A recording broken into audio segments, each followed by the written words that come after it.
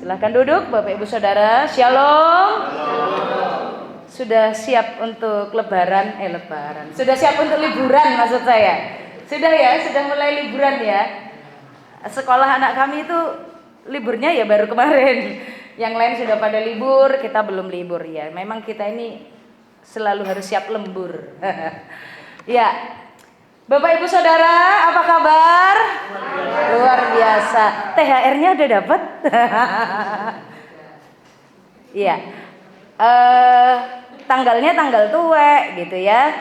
Ini tapi saya berharap bagian firman Tuhan ini tidak membuat kita untuk menjadi cepat-cepat pulang, cepat-cepat selesai karena mungkin sudah ada jadwal untuk kita berlibur hari ini. Hari ini tuh kita mau belajar bersama-sama. Belajar dari keluarga Yakub. Saya awal-awal itu salah-salah sebut terus gitu. Keluarga Ayub, enak banget kalau belajar dari keluarga Ayub ya. Oh bukan, ini keluarga Yakub. Bapak Ibu, apa yang ada di pikiran Bapak Ibu kalau kita ngomongin Yakub? Ada yang ingat siapa itu Yakub? Penipu. Waduh lah ini. Hari ini kita mau belajar dari keluarga penipu. Wah, ya apa ya? Loh, ya betul ya, that's right. Ya betul. Dia adalah penipu. Ingat Yakub, langsung ingat dia nipu gitu ya. Oke, ada lagi, boleh sampaikan. Kalau ngomongin Yakub, kita mau belajar dari keluarga Yakub dan bahkan ada subtema kecilnya. Ini catatannya ya Pak Pendeta ya. Adalah pola pendidikan dalam keluarga Kristen. Jadi bagaimana keluarga Kristen ini harus belajar dari Yakub untuk pola kehidupan pendidikan keluarga. Saya sangat senang karena memang tema ini sebenarnya di bidang saya di keluarga Kristen, apalagi ini tentang pendidikan. Waduh keren banget. Dan saya bersyukur Pak, tema ini membuat saya belajar dan menemukan hal-hal baru. Mungkin Bu Sifra aja yang berani, tapi ini anak-anak muda ingat gak sih cerita tentang Yakub? Hai anak muda, pernah belajar tentang Yakub? Waktu belajar Kak, aku lagi sakit perut jadi nggak denger gitu. Ada yang ingat tentang Yakub? Siapa Yakub? Adiknya Esau. Iya. Yakub adiknya Esau. Ingat nggak sih istrinya Yakub itu berapa? Istrinya Yakub ada berapa? Kita mau belajar keluarga Kristen dari seorang penipu yang punya istri. Berapa istrinya? Istrinya 2, ada tambahan lagi Kak. Gundinya ya, selir yang dari hamba-hambanya dari istri-istrinya itu. Jadi secara physically istrinya itu 4, tapi kalau dalam hukum hanya 2 ya. Tapi mereka semuanya melahirkan anak. Oke, mau belajar kita? Atau kalau enggak kita pulang aja Pak, doa berkat. Ada yang bertanya gini, Kak, next Kak. Keluarga Yakub mau jadi pola pendidikan keluarga Kristen, apa yang bisa kita tiru dari Yakub ini? Penipu, istrinya 2, masih kurang lagi karena masing-masing itu rebutan untuk saling dicintai, nambahin 1, akhirnya 4 lah. Apa yang bisa kita pelajari untuk kita memiliki pola pendidikan dalam keluarga Kristen? Kalau ngomong keluarga Kristen, kakak-kakak yang pemuda, jangan berpikir ini berarti cocoknya untuk mama papa aja, enggak. Karena kan nanti kakak-kakak mau berumah tangga juga kan? Ya. Jadi ini semuanya untuk kita. Jadi jangan pikir ya udahlah mama papa aja yang belajar, aku tidur di kursiku, enggak. Semua kita belajar kehidupan yang benar, bagaimana keluarga Kristen memiliki pola di dalam pendidikan anak. Atau kita sekarang lebih kerennya sih parenting ya, ilmu pengasuhan anak. Bapak Ibu dan saudara-saudara muda yang dikasihi oleh Tuhan, apa yang kita bisa pelajari? Saya diskusi sama suami saya. Kira-kira apa yang bisa dipelajari gitu. Emang orang jelek itu nggak ada yang bisa ditiru ya? Emang ditirunya nggak ada, tapi pelajarannya ada. Ya, saya ulang sekali lagi, nggak ada yang nggak bisa ditiru. Penipunya jangan. Poligaminya jangan, nanti capek sendiri begadang-begadang terus ya kan? Gak boleh karena harus kerja ngidupin 4 orang gimana? 1 orang aja ibu-ibu gimana? Kadang-kadang gaji suaminya, kalau anaknya 1 masih belum sekolah lumayan. Tapi kalau sudah mulai masuk daftar sekolah, Emak-emak udah mulai ngitung, ya. Ini anaknya Yakub berapa? 12. Iya, sama Dina. Itu satu perempuan, 12 laki-laki. Gimana? Ini benar-benar keluarga yang super duper. Saya bilang Tuhan terima kasih. Tuhan mau kasih tahu buat kita bahwa keluarga Yakub ini adalah keluarga yang sangat baik untuk menjadi pelajaran. Ini buat kita. Menjadi pelajaran buat kita bagaimana keluarga Kristen harus memiliki pola. Namanya kalau sudah pola itu, kalau ibu-ibu jahit udah ada polanya, tinggal jiplak plek gitu ya. Saya ini bukan penjahit, saya baru belajar menjahit, tapi saya bukan penjahit yang pakai ukuran. Saya ini penjahit pakai perasaan. Jadi saya nggak tahu, ini karunia khusus saya rasa. Saya kalau lihat baju, saya simpen di pikiran saya pingin bikin model gini, terus saya gambar, terus saya taruh di di kain gitu, saya gambar sendiri. Saya nggak pakai ukuran badan saya kira-kira aja. Supaya lebar Pak, supaya nggak kelihatan. Ya itu cara saya jahit. Tapi polanya sudah ada. Pola itu sebenarnya adalah contoh supaya kita ngikutin gitu loh pakemnya. Pakem ini bahasa orang tua. Kalau anak-anak itu mengikuti gambarnya gitu, polanya gimana? Pola kehidupan keluarga Kristen. Nah, semoga ini sebenarnya sangat banyak, tapi saya hanya ambil beberapa, Bapak, Ibu, dan Saudara. Apa yang bisa kita pelajari dari keluarga Yakub? Next, Kak. Mari kita membuka satu bagian firman Tuhan dari Kejadian 25 ayat yang ke-28. Kejadian 25 ayatnya yang ke-28. Dilanjut Kejadian 37 ayat 1 sampai ayatnya yang ke-11. Jadi kalau pakai Alkitab buku lebih enak ya nyiapinnya. Kejadian pasal 25 ayat 28, saya minta kaum muda untuk membaca. Oke, kaum muda itu berarti orang-orang muda yang masih single gitu ya. Single itu maksudnya belum menikah ya. Kalau yang sudah punya sandal pasangan ya, seperti sandal-sandal berpasangan, nanti kita baca Kejadian pasal 37 ya. Yang single, yang masih muda ya. Oke, kita akan baca Kejadian 25 ayat 28. Are you ready? Hai, hayo pemudanya siap? Siap, oke, suaranya harus lebih kenceng. Saya udah mak-mak, teman-teman masih muda. Yang kuat ya. Oke. Kejadian 25 ayat 28, 1, 2, 3.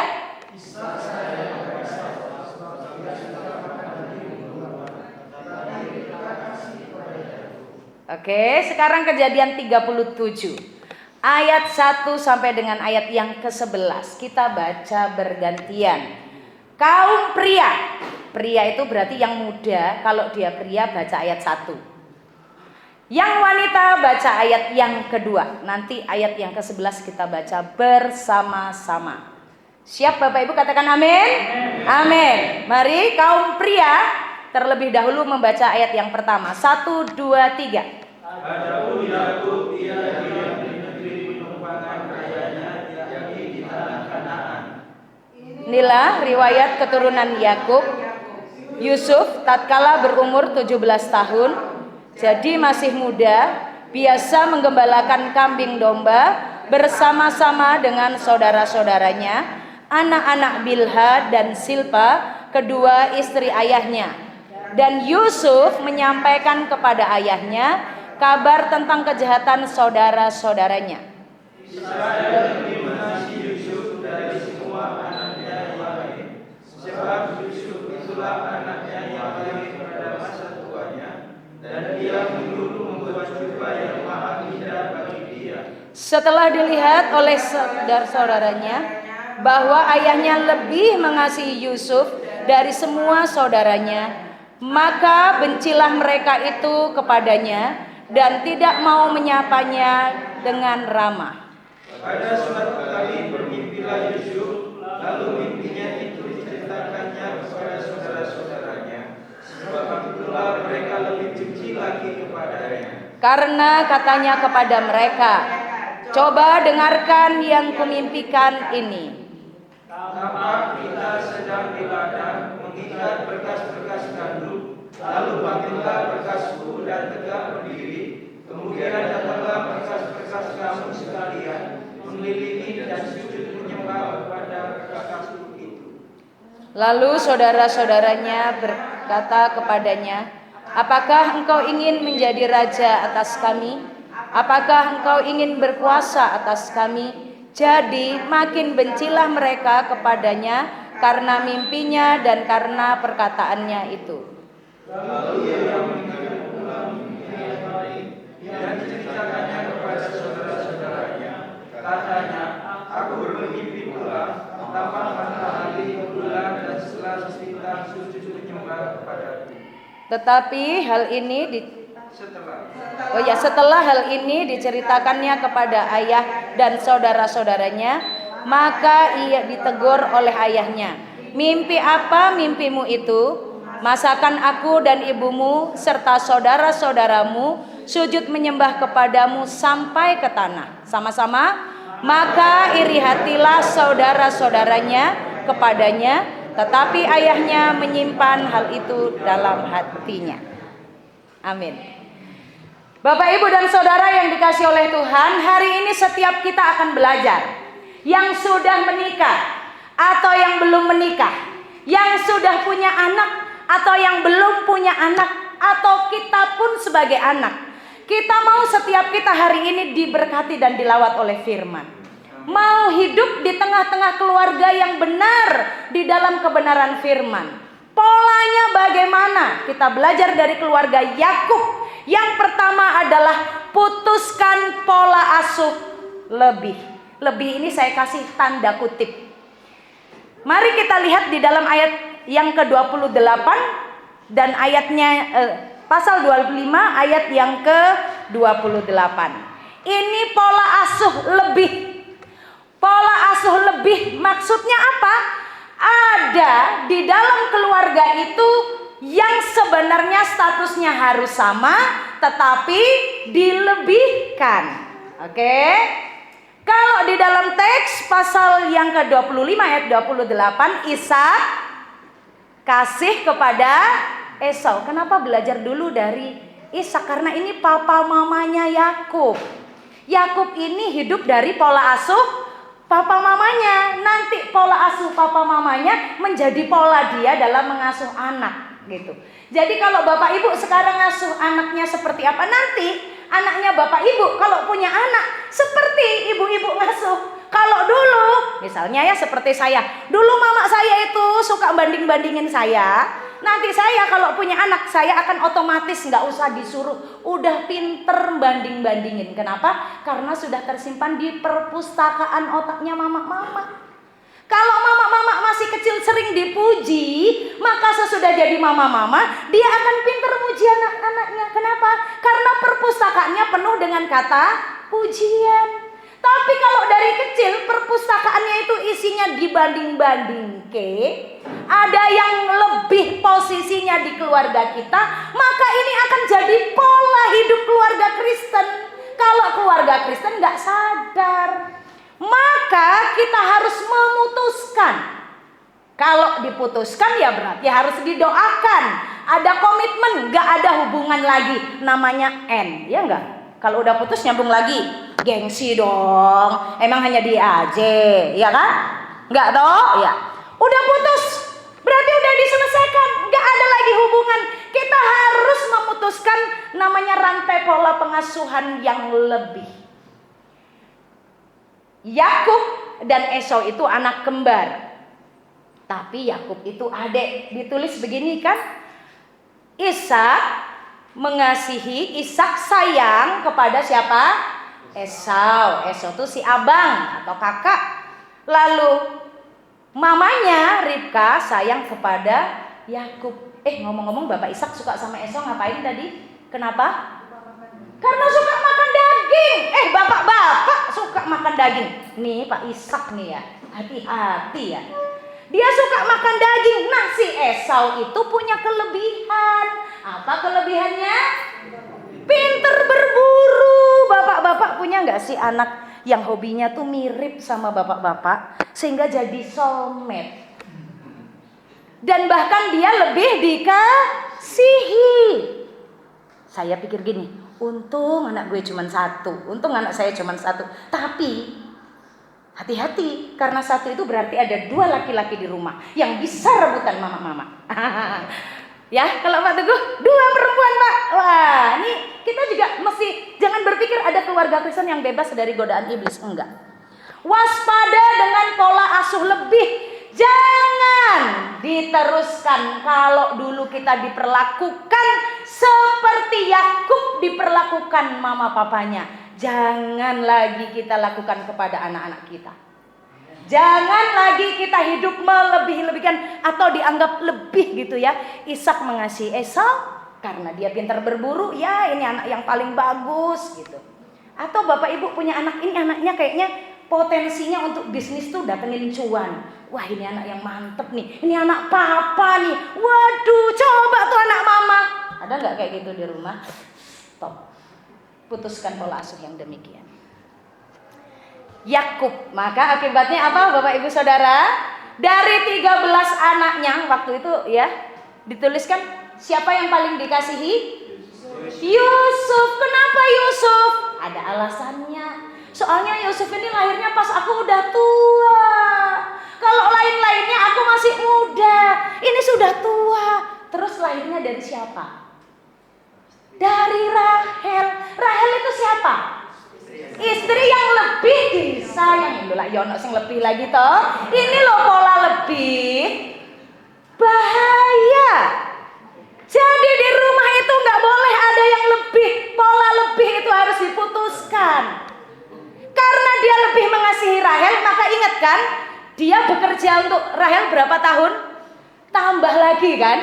Rela menderita karena apa? Karena lebih mencintai Rahel.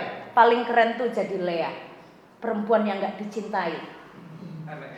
Wah, tapi bagaimana Tuhan angkat dia. Semoga nanti suatu waktu ada tema tentang Lea. Keren, saya sudah belajar tentang dia ini. Tapi Bapak Ibu Saudara yang dikasih oleh Tuhan, ternyata pola lebih dalam keluarga Kristen itu menyakitkan. Menyakitkan. Lihat, Esau tersakiti kan? Karena mamanya lebih mengasihi adiknya.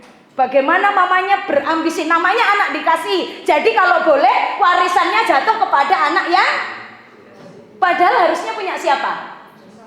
Punya Esau. Ini mama-mama hati-hati ya jadi perempuan kayak istrinya kayak Bu Ishak ini ya. Karena pasti berharap anak yang dikasihinya diperjuangkan untuk dapat berkat warisan. Sudah tahu salah nggak kira-kira itu waktu itu Bu Ishak? Tahu. Tapi namanya demi cinta, dia lebih cinta. Waspada. Waspada. Anak-anak lebih cinta papa atau mama? Tergantung Bu, siapa yang suka ngasih uang ke saya. Ya toh? Anak cowok-cowok kalau minta duit sukanya sama siapa? Bapak. Anak-anak cewek minta duit sukanya sama siapa? Bapak. Bapak itu kalau ngeluarin duit brol. Entek mari golek maneh. Kalau ibu-ibu untuk ngeluarin duit, gemboknya di mana-mana. Ya toh, banyak. Hati-hati Bapak Ibu Saudara, anak-anak jangan sampai engkau juga lebih mengasihi mamamu atau lebih mengasihi papamu, harus sama. Next. Stop jika ada yang Anda rasa lebih. Next, Kak, ada gambar kayaknya ya. Ini kalau anaknya 3, contoh, ini bukan gambar orang Indonesia. Sengaja supaya nggak ada yang mirip. Nanti kalau sambil gambarnya teman-teman kayaknya ada ndak enaknya ya. Biasanya kalau hati-hati ibu-ibu nih ya, atau bapak-bapak kalau sudah punya anak, misalnya anaknya nih sudah sama-sama sekolah gitu ya. Biasanya kan orang tua mengamati. Ini yang lebih pintar nih, yang lebih pintar tuh yang tengah. Atau nomor 1 tuh lebih pintar, tapi dia nggak taat. Oke. Kalau nomor 2 itu lebih taat. Kalau yang nomor 3 itu lebih ceria, nggak pinter, nggak taat, tapi suka bikin tertawa. Ini kalau anaknya 4 coba dilihat kayak gini, terus nanti bapak ibu ngelihat. Jadi kira-kira yang paling menyenangkan bapak ibu yang mana, yang paling lebih mana? Orang tua suka melihat kelebihan dan kelebihan itu menjadi dasar untuk mengasihi. Hati-hati. Hati-hati, jaga hati. Jangan sampai kita memiliki pola asuh yang lebih, pola mengasihi yang lebih. Termasuk adalah kehidupan Yakub yang lebih mengasihi Rahel daripada Lea. Apalagi Bilha dan Silpa hanya budak ya, tidak dapat cinta itu, hanya dapat benih untuk dia bisa melahirkan. Tapi dia nggak dapat cinta, yang dapat cinta itu Rahel. Ini waspada. Nah kita melihat di Kejadian pasal yang ke 37 ya, Kejadian 37 supaya kita melihat bagaimana kehidupan pola asuh yang lebih ini membahayakan. Kalau tadi kita memperhatikan step-step atau tingkat kebencian dari saudara-saudaranya Yusuf kepada Yusuf itu seperti anak tangga ya. Seperti kalau kurva itu terus naik ya. Yang pertama kebenciannya kenapa? Karena dia lihat papanya itu lebih mengasihi Yusuf daripada saudara-saudara yang lain. Terus papanya bilang, "Tolong jahitkan baju untuk Yusuf." Anake lo telulas, sing dijahitno baju cuman satu, iki bapak njaluk diapakno. Nah, ya macam-macam, bener nggak? Halo ibu-ibu, kalau anak ibu-ibu berapa terus suaminya ngasih, tolong belikan makanan paling enak, tapi hanya untuk Koko aja ya, adik-adiknya nggak usah. Tolong belikan mainan ya, tapi hanya untuk adiknya aja, yang lain nggak usah dikasih reward, nggak usah dikasih hadiah.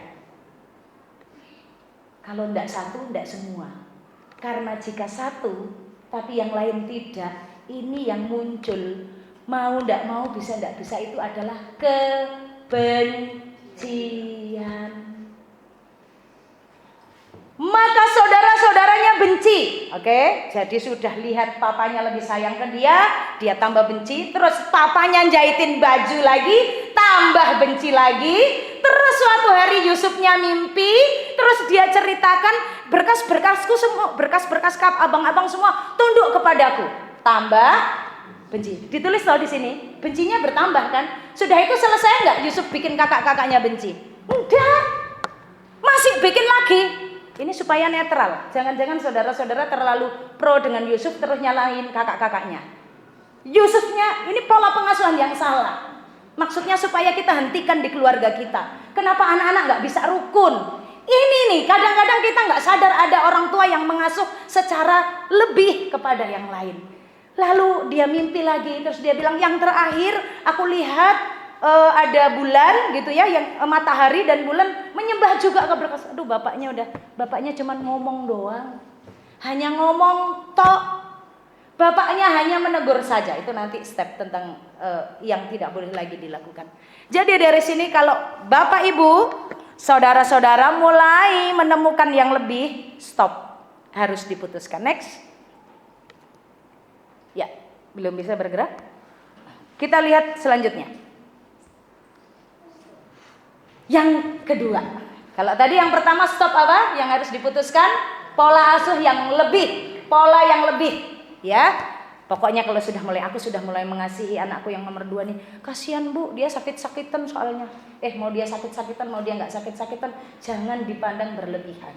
Karena itu akan menimbulkan sakit hati untuk adik-adiknya atau untuk kakak-kakaknya, untuk saudaranya yang lain. Yang kedua ini stop pola persaingan, ganti dengan persatuan. Tadi kita nyanyi, ku cinta keluarga Tuhan, terjalin mesra sekali, semua saling mengasihi, betapa senangku menjadi keluarganya Tuhan. Di Kejadian pasal 37 kita melihat bahwa ini makanya berefek. Pola asuh yang lebih itu menimbulkan persaingan. Saingan apa? Ya saingan dan bagaimana caranya untuk bisa merebut hati supaya dicintai. Ini di Kejadian pasal 29 ayat 31. Nggak usah kita baca, nanti waktunya nggak cukup. Tapi ibu-ibu boleh, bapak ibu boleh memperhatikan supaya kita bisa ngerti bagaimana akhirnya di keluarga Yakub itu ada sebuah pola yang namanya pola persaingan. bukan pola persatuan. Ya, pola persaingan bukan persatuan, padahal keluarga itu dari 2 menjadi 1. Tapi ini bersaing, berarti kalau bersaing masih tetap 2, bahkan jadi banyak. Ya, di dalam Kejadian pasal 29 ada bagian yang luar biasa tentang persaingan ini. Oke, next gambar selanjutnya Kak, supaya lebih jelas melihatnya ya. Jadi ada persaingan, ada kecemburuan. Nah, ini kalau ngomong cemburu-cemburu tuh ibu-ibu agak sensitif ya. Supaya agak, mungkin ada yang jadi Lea di sini, mungkin ada yang jadi Rahel ya, mungkin ada yang jadi Bilha gitu ya, ada yang jadi Silpa ya. Tapi bukan Bu Sipra kok, Silpa maksudnya di sini Bu ya. Ya. Jadi di keluarganya Yakub ini ada pola persaingan, dan itu oleh Yakub ya dibiasakan aja. Yang penting kelihatannya aman-aman aja, udahlah ya. Bapak-bapak daripada ribet udah biarin aja, ngurusin 4 orang. Capek, repot, biarkan saja. Padahal di antara keempat istrinya, ya, 2 istri dan 2 budak itu ada persaingan yang luar biasa. Bagaimana persaingannya? Kan Lea nggak dicintai, tapi Lea yang dikasih Tuhan anak. Itu luar biasanya. Nggak dicintai suaminya, tapi dikasih anak sama Tuhan. Yang dicintai nggak dikasih anak. Sampai Lea itu ngomong, Bapak Ibu, waktu dia melahirkan anaknya yang ketiga, Ruben, Simeon, Yehuda. Waktu dia ngelahirin Yehuda, kali ini anaknya yang keempat ya, kali ini aku akan lebih dicintai suamiku. Karena dia sudah melahirkan anak pertama, nggak dicintai. Karena tadi ada pola lebih tadi ya, yang lebih dicintai Rahel. Ngelahirin anak laki-laki kedua, tetap nggak dicintai. Yang paling dicintai tetap Rahel. Dia berjuang lagi. Dia kasih budaknya, dia lahir anaknya. Terus ya, akhirnya sampai waktu dia bilang Yehuda itu, dia bilang kali ini akan lebih dicintai. Tapi ternyata juga tidak dicintai.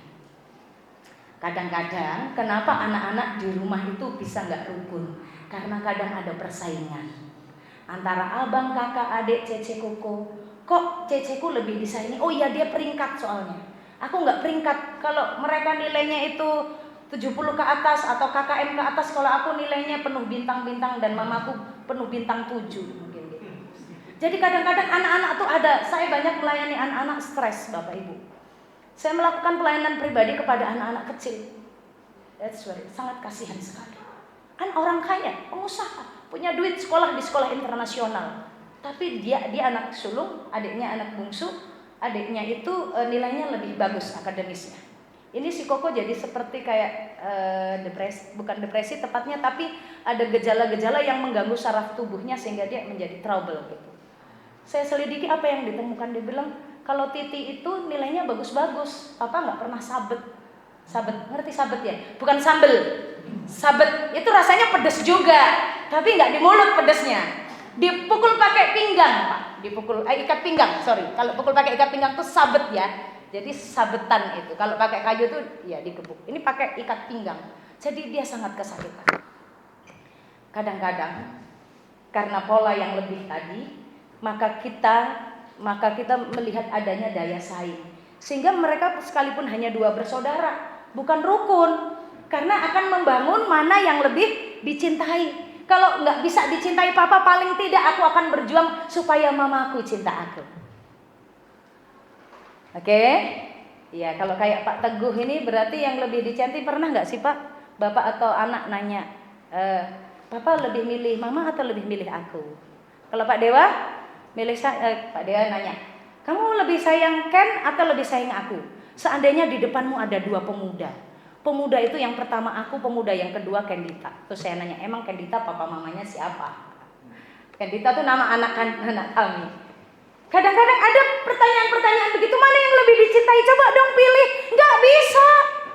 Kita ini semuanya sama, harus mengasihi dengan rasa yang sama, tapi berbeda kualitasnya. Mengasihi suami dengan kualitas suami, mengasihi anak dengan kasih yang penuh dengan rasa anak. Maka hati-hati, ada satu ayat yang luar biasa. supaya kita ngerti. Kita baca sama-sama Kejadian 30 ayat 8. Supaya kita ngerti kondisi rumah tangganya Yakub, dan kita akan belajar supaya kita berhenti melakukan pola persaingan dan harus berjuang membangun persatuan. Bukan persatuan bangsa Indonesia, persatuan anggota keluarga Kristen, ya.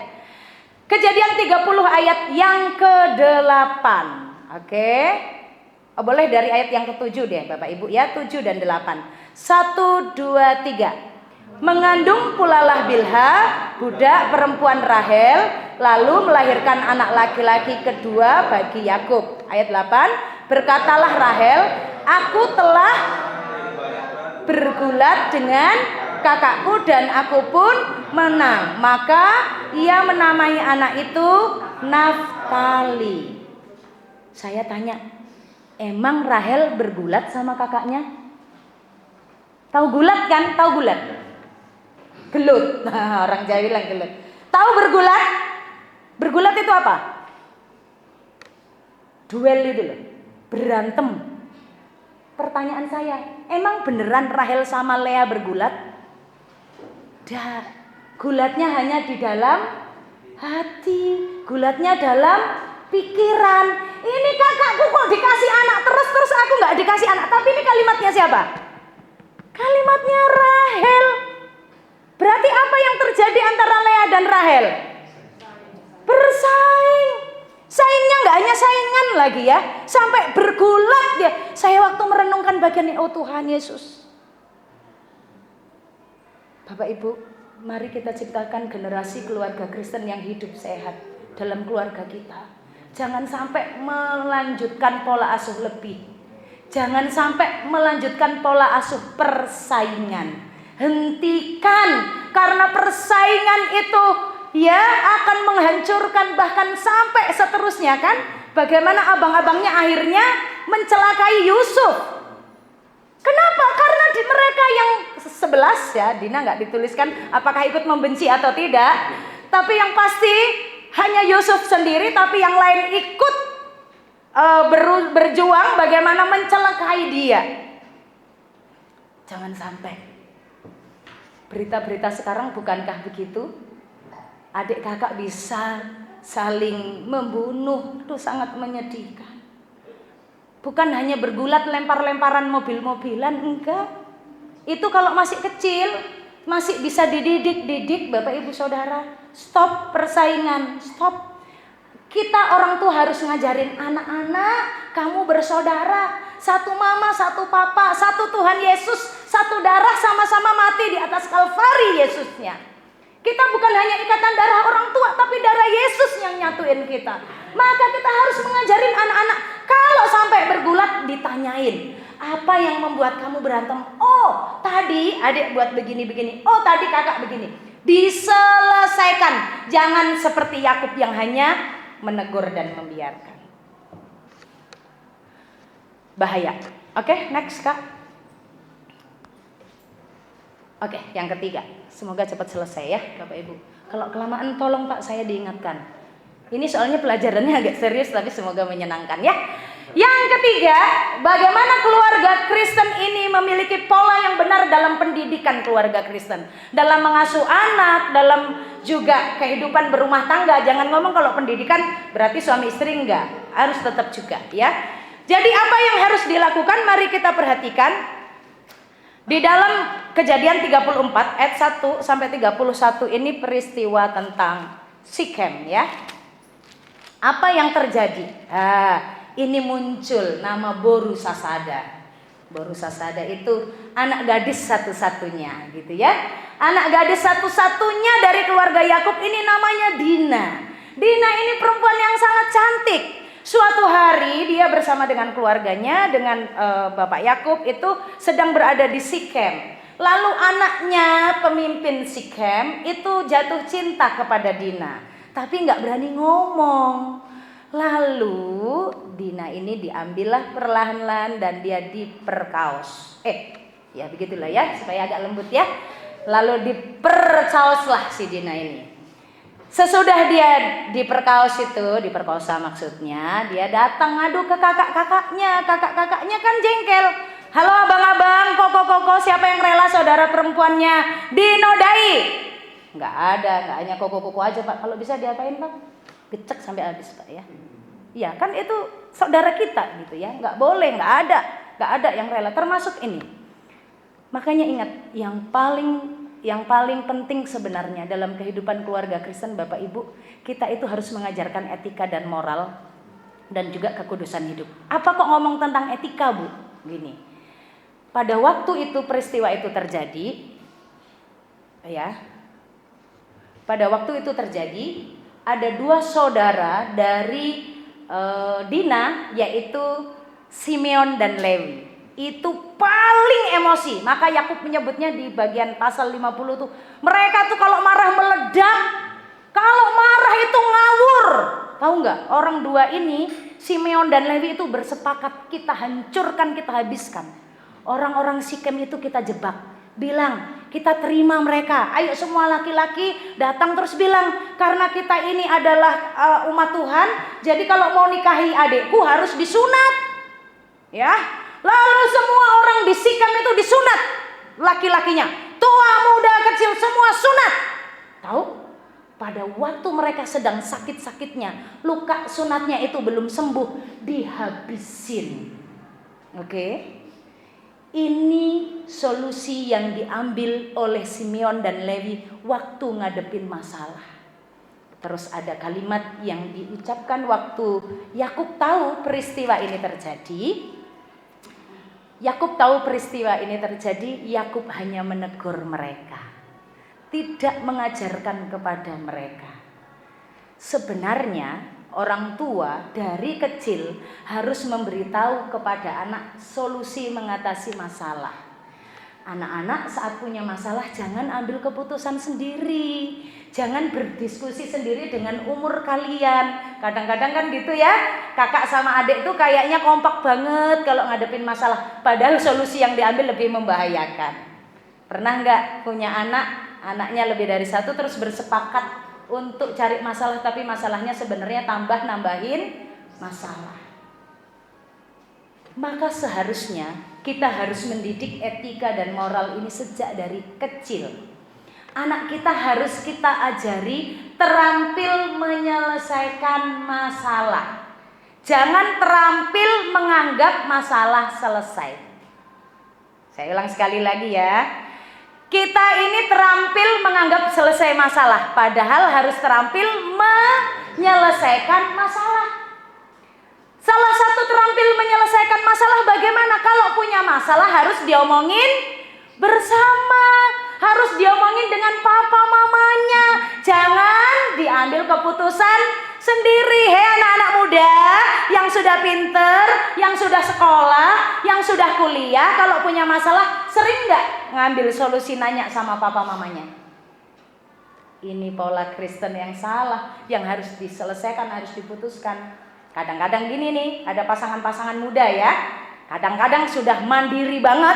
Kalau sudah bangun rumah tangga, nggak mau lagi nanya-nanya sama orang tua. Atau kadang-kadang udah kerja, udah ketemu pasangan, mau nikah. Saya ketemu nih orang yang hebat banget, mau nikah, nggak nanya-nanya sama orang tuanya, tiba-tiba ngelamar sendiri. Parah. DP gedung, ikut konseling pranikah, jebrok, habis itu ketahuan perempuannya siapa, nggak jadi kawin. Kenapa? Karena tidak terampil ngatasin masalah. Jangan pikir gini, Bu, tunggu Bu, anakku mah masih SD, nggak usah diajarin yang gitu-gitu. Enggak, dari kecil kita sudah ajarin. Kalau enggak anak kita jadi pembohong, kalau enggak anak kita nyari solusi sendiri-sendiri, kalau enggak anak kita melakukan hal yang mereka anggap benar menurut mereka. Anak-anak harus dilatih punya etika. Etika ini zaman tahun berapa ya? Sekarang masih ada nggak pelajaran etika di sekolah? Nggak ada. Keluarga Kristen harus punya pelajaran etika. Saya sudah pernah bahas ya waktu yang lalu, tapi ini saya singgung lagi. Etika dalam hal menyelesaikan masalah. Anak-anak, saya bilang anak-anak itu entah sudah menikah atau belum, pokoknya kita anak. Kalau punya masalah sesuatu, coba juga sharing sama orang tua. Ajak orang tua berdoa. Papa mama, aku punya masalah, tolong aku ya, doakan aku. Jangan gengsi. Aduh bu, nanti mamaku bilang, kamu sudah kuliah ngapain nyelesain masalah nanya mama. Mama mah hanya SR. PSR ya, sekolah rakyat. Katanya nanti mau ada sekolah rakyat lagi pak. Saya bilang ini zaman balik ke zaman bapak saya dulu, SR. Sekolah rakyat. Kita jangan merasa lebih hebat. Jadi kalau punya masalah, ini etika. Apa etikanya? Anak-anak etikanya harus berbicara dengan orang tua. Kalau punya masalah, bukan artinya orang tua terus ikut, tapi orang tua itu mendoakan dengan luar biasa. Orang tua kadang juga menyampaikan ada firman Tuhan. Nah, papa mama baca firman Tuhan kayak gini loh. Jadi solusinya kita begini ya. Sehingga kita mengambil jalan itu yang benar. Sekali lagi orang muda jangan sombong. Saya ngomong terus ke orang muda. Kenapa? Karena orang muda ini sombongnya tinggi banget. Merasa diri paling hebat, paling canggih, generasi paling tahu teknologi. Mama papa jadul. Ya toh? Maka seringkali nggak ditanyain kalau punya persoalan. Kalau begitu kita orang tua ayo sekarang bergiat menanamkan etika kepada anak-anak kita. Etika untuk memberitahu orang tua, etika menyelesaikan persoalan, etika moral yang baik. Ini kan Simeon dan Lewi ini nggak bermoral, udah kacau udah. Bahkan kalau dibaca nanti Bapak Ibu bisa dibaca ya di Kejadian 30. Ya, Kejadian 34. Ya, tentang bagaimana hidup beretika dalam menyelesaikan persoalan. Bapak Ibu belajar ya, ngajarin anaknya bukan menganggap masalah selesai, tapi mengajari anak menyelesaikan masalah. Contoh kalau menganggap selesai itu gini loh. Misalnya gini, "Oma, aku tadi berantem sama dia." Sudah, gak usah ribut-ribut. Kenapa gak usah ribut-ribut? Anggap sudah selesai. Tapi bermasalah nggak? Masih masalah. Padahal kita harus ajarin. Nak, kamu tadi sama dia masalahnya apa? Yuk kita duduk sama dia. Kita kasih tahu. Oke, kalau kamu salah kamu say sorry ya. Minta maaf ya. Nggak ada salahnya anak kita. Harus kita ajarin mengakui salahnya. Jangan sudah tahu salah, tapi anak itu kita bela. Anak kita justru malah kita ajarin bagaimana caranya supaya suatu hari kamu balas dia. Halo orang tua, mama-mama modern, mama-mama zaman sekarang kalau anaknya disakiti, mama-mamanya sakit hatinya lebih lama. Anaknya udah main, mama-mamanya masih sakit hati, masih ngatur trik gimana caranya. Kita harus ajarin anak kita punya etika dan kemampuan menyelesaikan masalah dari kecil. Kalau abang sama adik, Koko sama Cece sama Titi sama Meme semuanya ada bermasalah, ajak duduk bersama. Masalahnya apa? Ayo belajar mengampuni. Ayo minta ampun ya sama Tuhan. Karena tadi perkataan kita menyakiti dia. Ini belajar step langkah menyelesaikan masalah. Jangan langsung kita bilang, sudah diam-diam. Nanti kalau kamu berantem, papamu malah marah. Kamu nanti malah dipukuli papamu. Betul nggak? Keseringan kita ngomong gitu kan? Karena kita tidak terampil menyelesaikan masalah. Anak dari kecil harus diajar terampil menyelesaikan masalah. Masalahnya apa? Harus kita sampaikan. Ini hal sepele tapi jarang diajarkan di sekolah. Tapi di gereja kita belajar tentang ini. Bagaimana keluarga Kristen mengasuh anaknya, mendidik anaknya untuk belajar menyelesaikan masalah. Bu, anakku udah pada gede, masih ada cucunya kan? Cucunya juga diajarin terampil menyelesaikan masalah. Masalahnya nenek-nenek, oma-oma, opa-opa seringkali berdiri di depan menyelesaikan masalah cucunya. Ada yang sudah jadi oma, opa? Coba kalau anak saya ini dibesarkan oleh mbah saya. Kalau adik saya tinggal di desa, adik saya itu cukup nakal. Jadi kalau dia kejar saya itu pakai boto, batu bata merah itu. Saya dikejar, terus saya kemana larinya? Ke mbah saya gandoli seweknya mbah saya. Jadi kalau nyanyi Gandol Gusti itu bayangan saya sedang datang kepada Tuhan, gandol minta perlindungan. Karena saya sering gitu. Adik saya itu kalau ngejar saya pakai batu bata, sampai saya nangis, saya ngejar, saya takut. Saya gandol ndek sewek mbah saya. Langsung mbah Uti saya maju. Ayo, arep lapo kowe? Siapa di sini kalau ada masalah papa mama dengan anak, yang maju oma opanya. Jadi berantem deh oma opa dengan papa mama. Oke. Pola asuh keluarga Kristen harus mengajarkan etika yang baik, moral, dan belajar menyelesaikan masalah. Next. Oke, kita lanjutkan. Sudah selesai. Simon Levi tadi sudah ya. Oke, terus lanjut.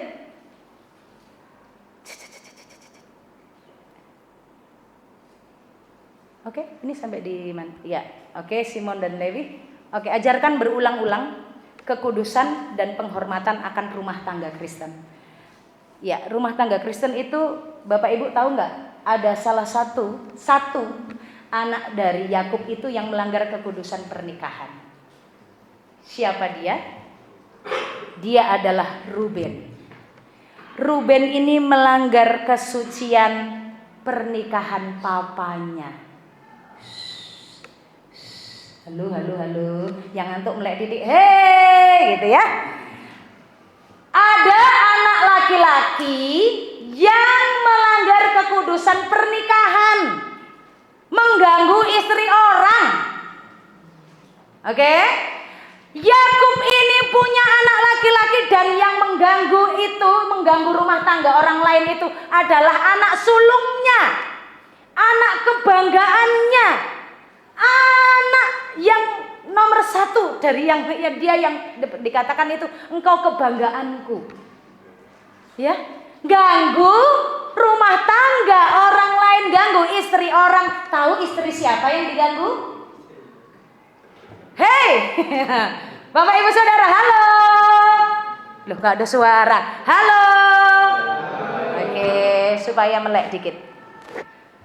Ruben itu anak sulung yang mengganggu rumah tangga atau mengganggu istri orang. Gak hanya ganggu. Alkitab menulis dia meniduri istri orang itu. Tahu istrinya siapa? Istri bapaknya. Saudara. Terus papanya ngapain? Udah, gitu-gitu aja. Dihukum gak Ruben? Enggak. Ada yang jahat ya, di Alkitab dikisahkan ya. Ada. Tapi untuk jadi pelajaran buat kita, bagaimana seorang tua harus ngajarin kekudusan pernikahan dari kecil. Nah ini Yakub gimana mau ngomongin wong bojone baik. Ya, istrinya 4 sampai anaknya ngelalap emaknya juga, ya toh? Kan itu kan sebenarnya mamanya juga ya. Kalau mau dibilang itu budaknya sih, tapi kan itu istri papanya. Itu melanggar, disebutkan dalam kitab Kejadian pasal 50. Oke? Bapak Ibu mulai bahas di anak-anak ya. Mulai bahas di anak-anak bagaimana harus kekudusan rumah tangga diingatkan. Nah, ojo punya cita-cita nikah lebih dari 1. Nah, jangan punya cita-cita punya simpanan. Jadi kalau waktu pacaran jangan latihan selingkuh. Ngerti? Masih pacaran aja sudah latihan selingkuh, apalagi kalau sudah menikah. Saya juga melayani orang yang begini. Jadi dari pacaran dia sudah pernah selingkuh, Bu. Terus kamu tetap dia nikah dengan dia? Iya, Bu. Soalnya dia ngajak saya nikah. Loh kan udah pernah dia selingkuh. Ya saya pikir dia udah bertobat, Bu. Tahu udah nikah, dia selingkuh lagi 3 kali lagi. Diapain? Dicerai? Enggak boleh. Sebelum menikah, waktu dari kecil dikasih tahu, kalau sudah ada gampang selingkuh, blacklist sekalipun kamu cinta sama dia. Blokirin. Ngerti? Cintaku terlalu kuat, Bu, seperti maut. Oke, lanjut ya. Oke, ya. Jadi ajarkan berulang-ulang, Bapak Ibu harus ajarkan berulang-ulang anak-anak setia. Kalau sudah enggak berarti selesai, baru pacaran yang baru lagi, gitu ya. Oke, harus diajarin. Jangan nggak pernah dinasehatin. Bu, gimana nasihatin ketahuan pacaran aja udah diapain lah, nggak tahu saya. Digituin lah pokoknya. Jadi setia ya, setia dengan pasangan. Lanjut Kak. Iya. Pola berikutnya, perlakukan disiplin terhadap pelanggaran dan tegas terhadap dosa. Kita baca 35 ayat 22a. Kejadian 35 ayat 22a. Oke. Ya. Kita baca sama-sama. Kejadian 35 ayat 22a. 1, 2, 3. Ketika Israel diam di negeri itu, terjadilah bahwa Ruben sampai tidur dengan Bilha, gundi ayahnya, dan kedengaranlah hal itu kepada Israel. Terus ngapain itu kalimatnya? Titik. Atau masih koma? Titik. Ada lagi yang dilakukan oleh Israel, oleh Yakub kepada anaknya? Tidak. Jadi Yakub ini adalah orang tua yang mempolakan atau memiliki pola waktu mendidik anaknya itu adalah yang nggak ada disiplin. Kalau anaknya salah, ya sudah dibiarin gitu aja. Ini dia tahu loh. Dia tahu nanti itu munculnya di akhir waktu dia doa berkat. Doa berkatnya Ruben baru lupa sama papanya begitu disimpan begitu lama ya. Papanya nggak pernah negur salahnya anaknya. Papanya nggak pernah kasih hukuman. Bapak ibu perlu kasih hukuman untuk anak kalau anak melakukan pelanggaran firman. Harus didisiplin. Pendisiplinan yang paling mudah kalau untuk anak-anak usia sekolah, tidak bisa main handphone. Takut. Coba buat. Kalau kamu nggak ngerjakan PR, jatahmu main HP 1 minggu, mama ambil. HP-nya simpen di lemari, kunci, pakai gembok, pakai grendel 1 minggu. Kalang kabut, nggak boleh. Itu penganiayaan berat untuk anak-anak. Ya, benar. Itu penganiayaan berat, nggak usah pakai pukulan. Itu nanti dia akan sudah mengelola dirinya sendiri. Itu metode sekarang nggak usah pakai cubit-cubit. Itu lebih menyakitkan, dipisahkan dengan handphonenya. Ya, menderita itu, menderita ya. Dicoba Bapak Ibu, pakai disiplin. Kalau kamu tidak taat, kalau kamu harus didisiplin. Oh ini jadi begini, karena kamu sudah melakukan pelanggaran, papa mama kasih punishment, kasih hukuman. Tapi kalau papa mama lihat kamu taat, mama kasih kamu reward. Waktu main handphonemu, mama tambahin 1 jam. Wah, dia akan senang, gitu. Itu reward. Oke, next berikutnya, Bapak Ibu Saudara. Jadi beritahu kesalahannya, beritahu yang benar, berikan reward untuk yang berhasil, jangan hanya nuntut nilai, tapi waktu nilainya berhasil nggak ada pujian, nggak asal ada iya. Berikan punishment jika dia melanggar, ya, berikan hukuman. Next, jangan sesekali Anda memarahi anak jika Anda belum pernah mengajarkan kebenarannya. Orang tua sering memarahi anak, kok nggak bisa diem? Emang anak-anak pernah diajarin untuk diem? Kita ini nggak pernah ngajari, tapi kalau anak salah langsung dimarahi. Kamu kok nggak bisa berdoa? Emang papa mama pernah ngajarin anak duduk diam berdoa?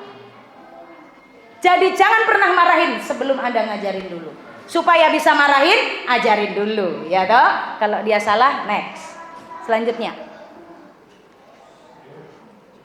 jangan hanya menuntut atau menghukum jika melakukan kesalahan, tapi berikan pujian atau hadiah jika berhasil. Lanjut. Oke. Pola pendidikan keluarga Kristen, stop pola lebih. Buang persaingan, gantikan persatuan. Ajarkan etika moral dan kekudusan, disiplin dengan tegas terhadap pelanggaran.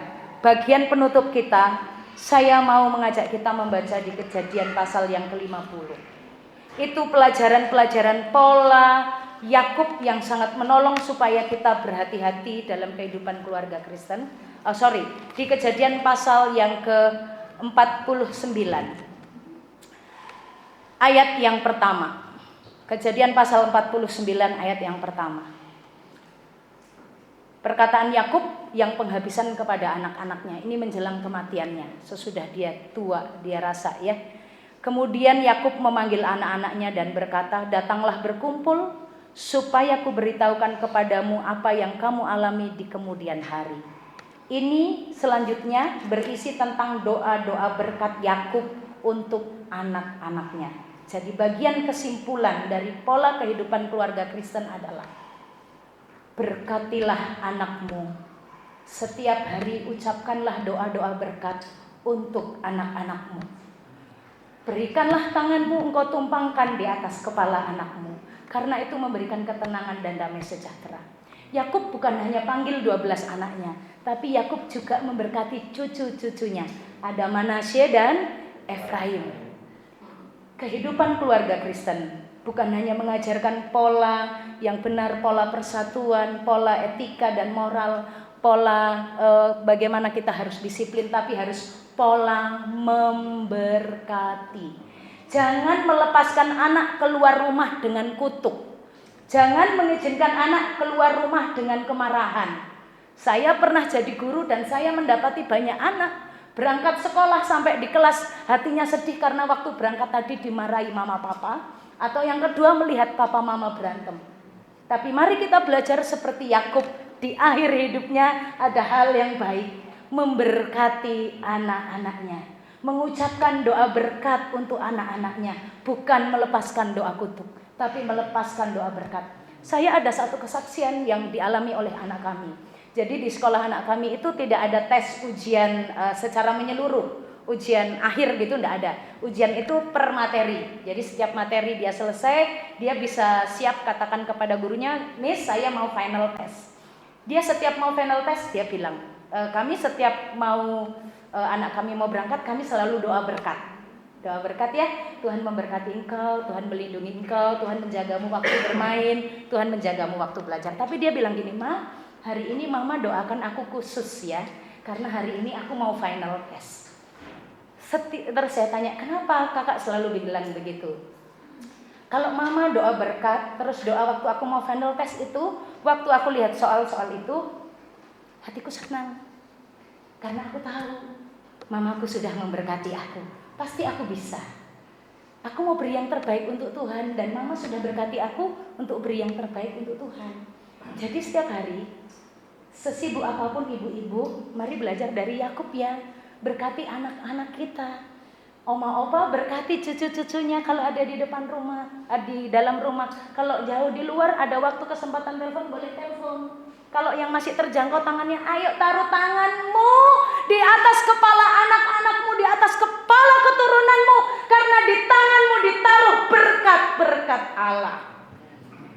Tanganmu ini tangan yang diberkati oleh Tuhan untuk melimpahkan kasih. Tangan kita ini tangan yang diberkati untuk menjadi berkat bagi keluarga kita. Maka hari ini mari kita datang kepada Tuhan. Tuhan, aku mau keluargaku diberkati Tuhan. Aku mau memberkati. Anak-anak juga berkati orang tua. Ibu-ibu doakan dan berkati suami.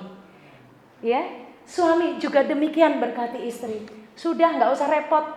Kalau suami istri saling memberkati, tidak akan lagi ada yang aneh-aneh. Mari kita berdoa. Haleluya Yesus. Saya mau setiap kita hari ini datang kepada Tuhan.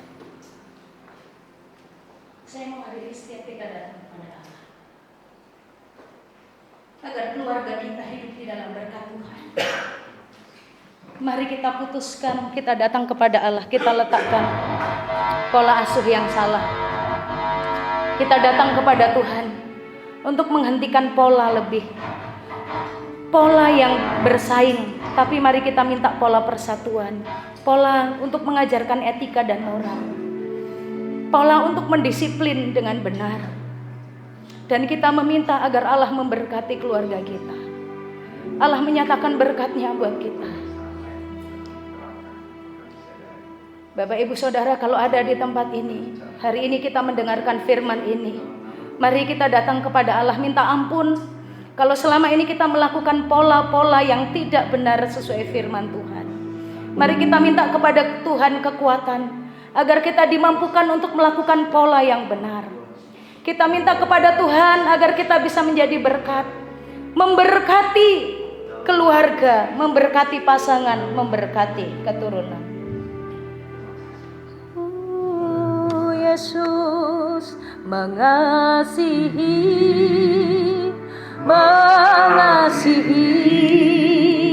lebih sungguh, mengasihi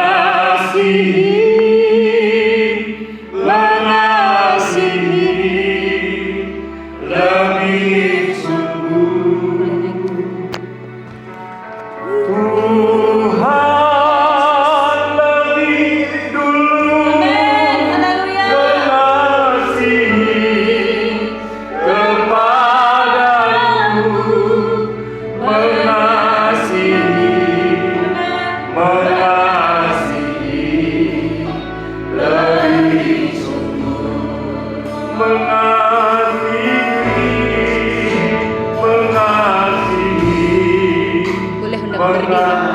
Saya undang Bapak Ibu semakin berdiri. Lebih sungguh.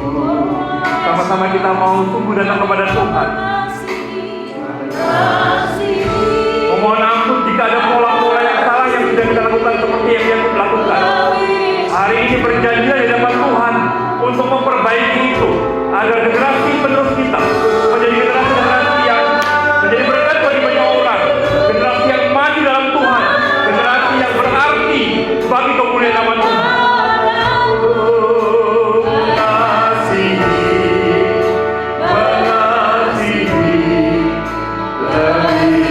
Sekali kita akan